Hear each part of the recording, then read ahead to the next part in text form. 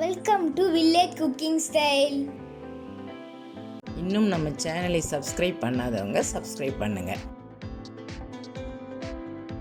இன்றைக்கி நம்ம பார்க்க போகிற ரெசிபி அருமையான உருளைக்கிழங்கு மசால், பூரி மசால். வாங்க, அதுக்கு தேவையான பொருட்கள் என்னென்னு பார்க்கலாம். இங்கே நான் 2 வெங்காயம் எடுத்து சின்ன சின்ன பீசஸாக கட் பண்ணி வச்சுருக்கேன். ஒரு மீடியம் சைஸ் தக்காளி எடுத்து சின்ன சின்ன பீசஸாக கட் பண்ணியிருக்கேன். ஒரு 5-6 பச்சை மிளகாய் எடுத்து சின்ன சின்ன பீசஸாக கட் பண்ணி வச்சுருக்கேன். கொஞ்சம் கறிவேப்பிலை, கொஞ்சம் கொத்தமல்லி. உருளைக்கிழங்கு எடுத்து வேக வச்சு தோல் எடுத்து வச்சுருக்கேன். நம்மளுக்கு தேவையான அளவுக்கு எடுத்துக்கணும் உருளைக்கிழங்கு. இங்கே நான் ஸ்டவ் ஆன் பண்ணி ஒரு கடாய் வச்சு ஆயில் சேர்த்து விட்டுட்டு கடலைப்பருப்பு கொஞ்சம் சேர்த்து விடுறேன்.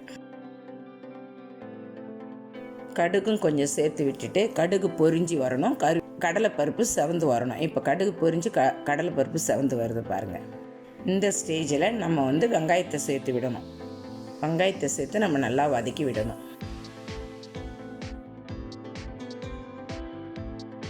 தக்காளி, கறிவேப்பிலை, கொத்தமல்லி, பச்சை மிளகாய் எல்லாத்தையும் சேர்த்து விட்டுட்டேன்.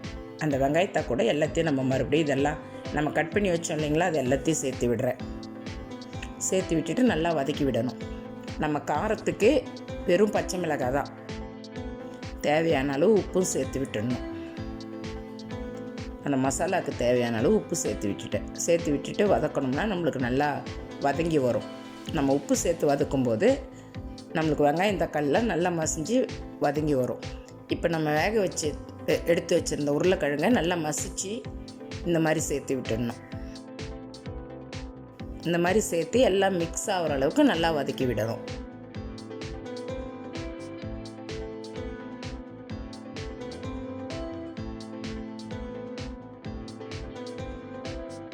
கொஞ்சம் மஞ்சத்தூள் போட்டு திரும்பவும் வதக்கி விடணும். இஞ்சி பூண்டு விழுது கொஞ்சம் போட்டு விடுறேன் பாருங்கள். நம்ம ஃபஸ்ட்லி போட்டால் அடி பிடிச்சிரும். அதனால் நான் எல்லாம் சேர்த்துட்டு இஞ்சி பூண்டு விழுது சேர்க்குறேன். அப்போ தான் நம்மளுக்கு அடி கருகாமல் இருக்கும். இப்போ அந்த இஞ்சி பூண்டு விழுதை சேர்த்துட்டு நம்மளுக்கு அந்த ரா ஃப்ளேவர் போகிற வரைக்கும் வதக்கி விடணும். வதக்கி விட்டுட்டு நம்மளுக்கு தேவையான அளவு தண்ணி சேர்த்து விடணும். நான் இங்கே ஒரு 1/2 டம்ளர் அளவுக்கு சேர்த்து விட்டுருக்கேன். தேவையான அளவு தண்ணி ஊற்றி கொஞ்சம் நேரம் கொதிக்க விடணும். கொதிக்க விட்ட பிறகு நம்மளுக்கு திக்கான பதம் வந்த உடனே நம்ம ஸ்டவ் ஆஃப் பண்ணி மல்லித்தழை போட்டு இறக்கிக்கணும்.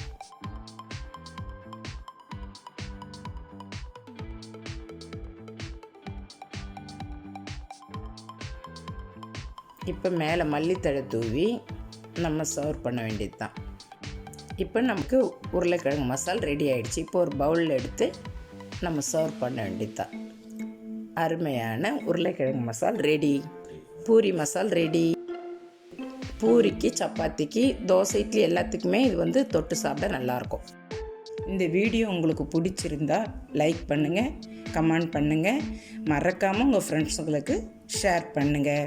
இன்னும் நம்ம சேனலை சப்ஸ்கிரைப் பண்ணாதவங்க சப்ஸ்கிரைப் பண்ணுங்கள். தேங்க்யூ.